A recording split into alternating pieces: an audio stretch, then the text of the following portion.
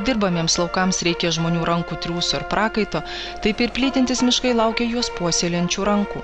Miškai – Lietuvos turtas. Tokiu šūkiu vėl lankytojus pasitiko paroda Sprendimų ratas.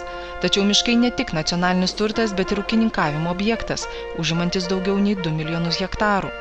Būti tikrų miško savininku nėra paprasta. Pirmiausia, veiklą reglamentuoja įstatymai ir tvarkos, kita vertus į pagalbą tiesiama dosni ES fondų ranka. Liko paskutinieji kaimo plėtros programos metai, tad kokia parama privačių miškų savininkai galės pasinaudoti. Per visą kaimo plėtros programos laikotarpį miškams buvo skirta kiek daugiau nei 500 milijonų litų. Šiais metais paraiškos miškų priemonėms rinkimas yra pasibaigęs, nebent būtų skelbiamas papildomas paraiškų rinkimo etapas, tačiau mažai tikėtina, nes priemonių fonduose lėšų vis mažėja, tad visų akis krypsta į ateinančius 2013 metus, kurie yra paskutiniai kaimo plėtros programos metai, kada privačių miškų savininkai gali pasinaudoti tiek kompensacinio, tiek investicinio pobūdžio parama savo miškuose.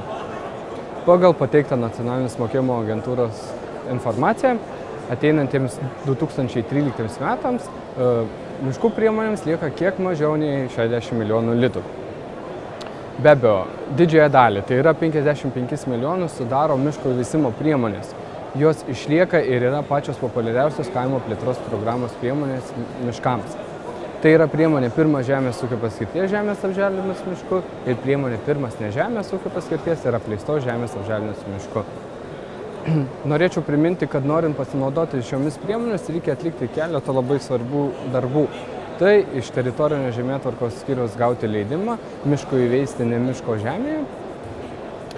Valda būtinai turi būti registruota Žemės ūkio ir kaimo verslo registre.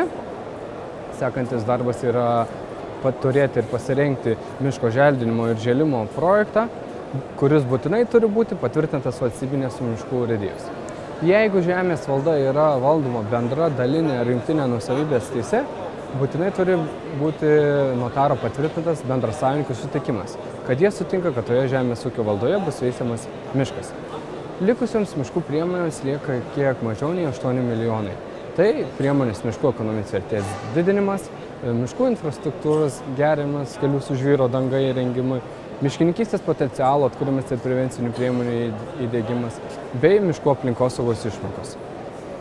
Norint pasinaudoti bet kuria ES parama, yra reikalingas miškotvarkos arba miško želdinimo projektas, kurį gali parengti kvalifikuoti, kompetentingi ir žemės ūkio akreditaciją turintis Lietuvos žemės ūkio konsultavimo tarnybos miškininkystės specialistai. Miškotvarkos projekte miško savininko valda yra suskirstoma kvartalais ir sklypais. Kiekvienam sklypui yra nustatoma medyno rūšinė sudėtis, nustatomas medžio aukštis, skersmuo, tūris medyno bei skalsumas. Pagal šios rodiklius kiekvienam sklypui yra suprojektuojamas ūkinės priemonės. Atliekant duomenų rinkimo miško valdoje, miško savininkas supažindiname su miškininkystės pradmenėmis, aplinkosaugos reikalavimais. Suteikiame informaciją valdos tvarkymo, miško kirtimų, atkūrimo, apsaugos ar priežiūros klausimų. Pageidaujant, miškotvarkos projekte suprojektuotas biržes paruošime visiems kirtimams. Sutvarkome reikalingą dokumentaciją kirtimų vykdymui. Įvertiname rangovų atliktų darbų kokybę. Norintiems parduoti mišką ar atskiras biržes nenukirstų mišku, atliekame ekonominį įvertinimą. Taip pat atliekame atskirų biržių ar visos valdos ištisinį matavimą. Lietuva yra miškų zonoje ir miškas gali natūraliai įsiveisti, tačiau tai ilgai užtrunka, tad reikalinga ūkiško šeimininko ranka. Pagal Lietuvos miškų įstatymą iškirtus mišką privalu jį atkurti ne vėliau kaip per 3 metus. Ypač siekiama padidinti ąžuolynų bei apželdinti apleistus ir nenaudojamus plotus. Žmonės pasinaudoja tą palankę situaciją, kada ypač sodinant ąžuolą, gana didelės išmokos ir jis turi finansinę naudą, bet turėdamas finansinę naudą, gal ne kiekvienas pagalvoja, kad čia ir Lietuvai sodina, ir sumoje ateityje tokiu būdu miškų plotai Lietuvoje padidės ir ypač ąžuolynų plotai. Aišku, žmogus, kada finansinę naudą jaučia, jisai postūmis yra jam finansinis ir jis aišku, stengsis ieškoti būdų, pasirengti projektą, įsigyti sodmenų pasodinti tos sodmenis, išpuoselėti mišką.